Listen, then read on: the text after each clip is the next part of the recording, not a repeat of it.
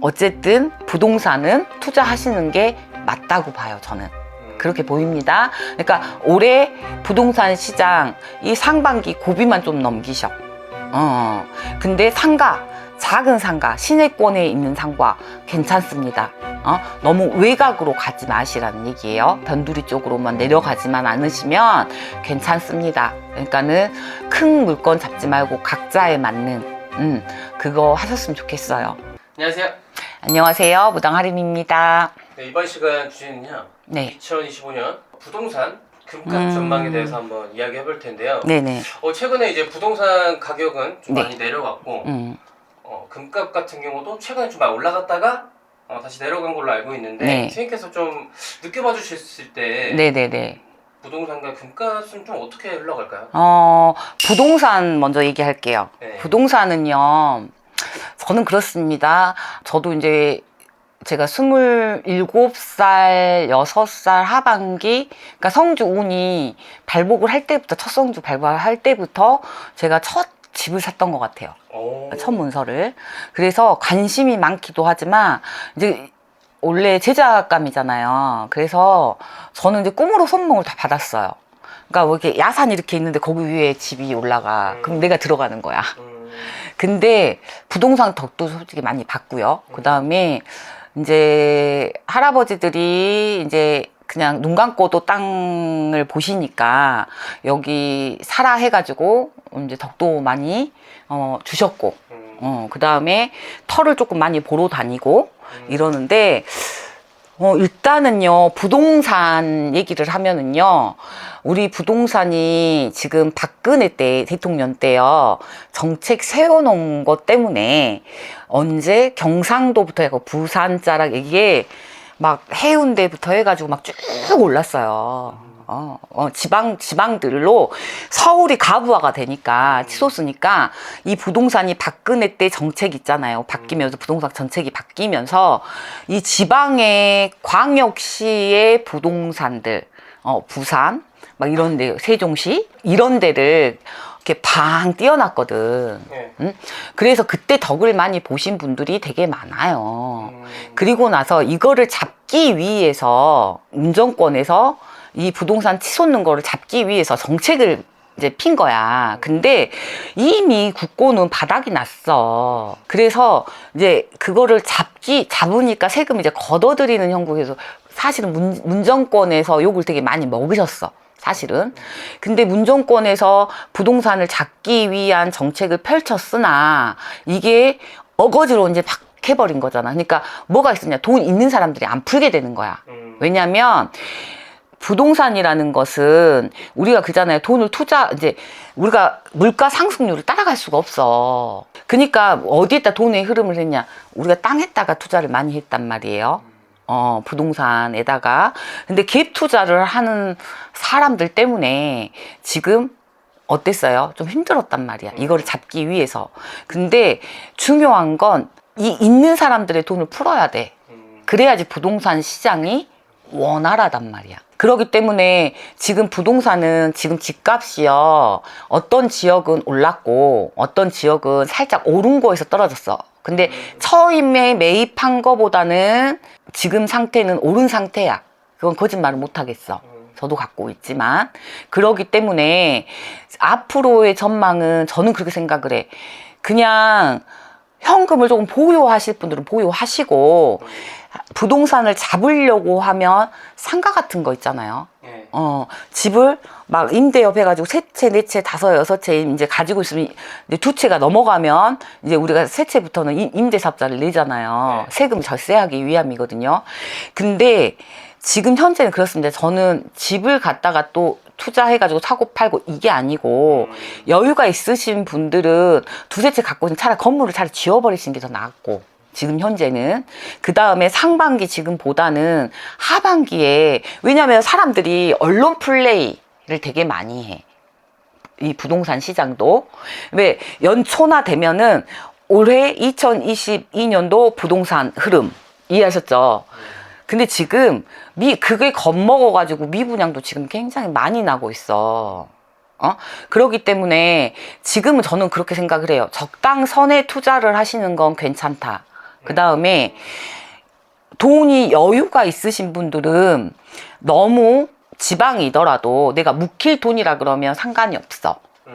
근데 그게 아니신 분들은 멀리 외곽에다가 저 꼴장에다가 투자하는 거 된다, 안 된다? 안 된다. 그래서 조금 우리가 그랬으면 투자할 때 그냥 단기인지, 중기인지, 장기인지를 두고 보잖아요. 맞아요. 그럼 생각해 보세요. 내가 살 집은 투자가 아니야. 살 집이야.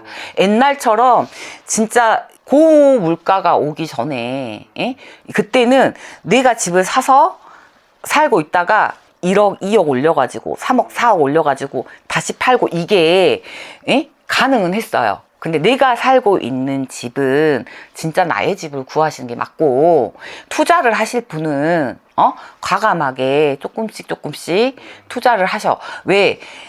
주식에 투자가 안 맞으시는 분들은요, 부동산밖에 없거든. 그래도 아무리 떠들어도 어쨌든 부동산은 투자하시는 게 맞다고 봐요, 저는. 그렇게 보입니다. 그러니까 올해 부동산 시장 이 상반기 고비만 좀 넘기셔. 근데 상가, 작은 상가, 시내권에 있는 상가 괜찮습니다. 너무 외곽으로 가지 마시라는 얘기예요. 변두리 쪽으로만 내려가지만 않으시면 괜찮습니다. 그러니까는 큰 물건 잡지 말고 각자에 맞는 그거 하셨으면 좋겠어요. 그래서 너무 언론에서 떠드는, 유튜브에서 떠드는 그것만 너무 믿지 말으시라. 잘못된 정보도 분명히 존재하고, 그래서 제가 신년운세 띄울 때요, 굉장히 고민을 많이 하고 굉장히 기도를 많이 한 이유가 그거예요. 왜냐, 잘못 말해버리면 사람들이 불안해해요. 그렇죠.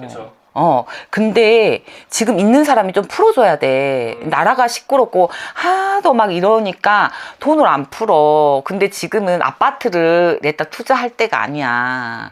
지금은 어디에다 해야 되냐면 상가나 건물 있으신 분들은, 없으신 분들은 작은 거에 거기에 발맞춰서, 그래도 시간이 변해도 그래도 부동산에 넣어두었던 게 돈이 흐르지가 않더라. 이거는 불별의 법칙이다. 이해하셨죠? 네.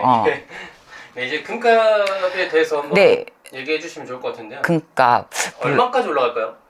금값, 난 진짜 솔직히 말해서 뭐를 검색하거나요. 네.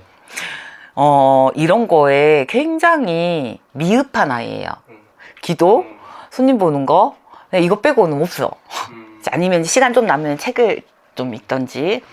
근데 제가 생각했을 때요, 이거는 핫한 거라고 생각해. 핫. 그러니까 돈이 투자할 때가요, 없는 거야, 사람들이. 이해하셨어요? 이제 은행에다가 저금리야. 지금 이자가 싸.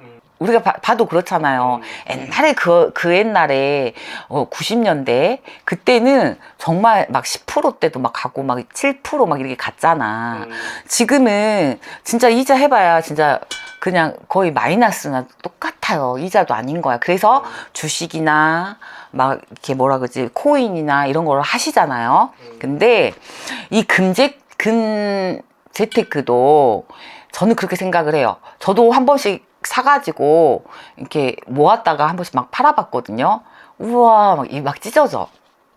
근데 이거 유행이다. 근데 지금 금값이 얼마 가는지 모르겠어요. 한 60, 50 가나요? 지금 저번에 봤을 때 50 얼마로 떨어졌던 걸로 알고 있거든요. 네, 뭐 70까지 간다는 얘기도 있고 100까지 간다는 말도 맞아요. 있어요. 지금 54만 원이요. 54만 원. 네. 더 사두셔도 상관은 없을 것 같아. 근데 이게 한철이라 그러시는데. 한철. 그러니까 여유가 은행에다 넣고 나는 위험도수가 너무 많이 있어. 주식은 내가 없다. 왜냐면 주식은 시장을 흐름을 알아야 되거든, 경제를. 그리고 외교도 좀 봐야 돼. 볼 줄 알아야 되고 공부를 그만큼 해야 된다는 얘기야, 주식은. 그 다음에 기업 분석도 좀 해야 돼. 그러니까 막 100만 원, 200만 원 하시는 분들 말고예요. 진짜로 공부를 하시는 분들. 왜냐면 주식 상담을 하니까. 예. 그래서 그거를 조금 위험도수가 있으신 분들이 금 쪽으로 했다면 당분간 2년, 3년, 이 자락, 3, 4년 안짝으로는 괜찮다. 2, 3년째는 괜찮다. 근데 등락이 굉장히 이것도 오르내림이 분명히 있을 것이다. 적절선에 사서 적절선에 팔어라. 이 얘기는 해드리고 싶다. 저는 솔직히 뭐 기금속은 좋아하지만 네. 저는 이제 보시면 알겠지만 막 이렇게 알 같은 거 있잖아요. 네. 막 터키성 막 이런 거 있죠. 진주 막 이런 걸 굉장히 좋아해요. 그리고 막 다이아 이런 걸 더 좋아하는 사람이라 금도 저도 있는데 재테크를 하려고 하면은 좀 망설여지더라고. 그래서 그냥 조금 권유하는 거는 한 2, 3년 세는 괜찮다. 근데 이것도 오르고 내리고 그 다음에 이거를 좀 부담스럽다 하신 분들은 은 재테크도 해도 상관없어. 소소하게 내가 이게 있으니까 이것도 지금 은값도 지금 꽤 나갈걸요 아마도. 그래서 그거는 조금 해두시면 좋을 것 같아. 예, 왜냐면 은행에다 넣어봐도 물가 상승률을 따라가지를 못해. 맞아요. 예. 예? 그래서 그것도 지금 한 이슈이긴 해. 내가 이걸 받은 게 한 2년 정도 됐나 봐. 2년, 3년. 그래서 가지고 있는 거를 코로나 때 팔라 그랬거든요. 네. 좀 가지고 있으라 그래서 저도 가지고 있어요. 네. 그래서 투자는 하지는 않았지만 투자하시는 분들이 있어요. 재미 보신 분도 있고. 그러니까 코인보다는 오히려 이게 더 낫지 않을까? 금은. 좋네요. 왜 우리가 달러 있잖아요. 네. 환율 오르기 전에 네. 많이 사놓잖아요. 네. 그래서 일본도 지금 엔화가 좀 떨어졌다잖아요. 그러듯이 지금 달러 지금 올랐잖아. 네. 그래서 금값도 조금 오르지 않을까. 2, 3년 새는 이거 갖고 재미 보신 분들 좀 제법 있으실 것 같아요. 예. 그래도 너무 거기에 집중은 하지 않으셨으면 좋겠어요. 알겠습니다. 네. 총 정리 한번 해주시고요. 네네. 부동산 뭐 어떻게 좀 짧게 간결하게 정리 한번 해주시고. 부동산은 그래도 옛날 어른들이 하는 말이 있어요. 땅에다 묻어라. 돈이 흩어지지 않는다고 하셨습니다.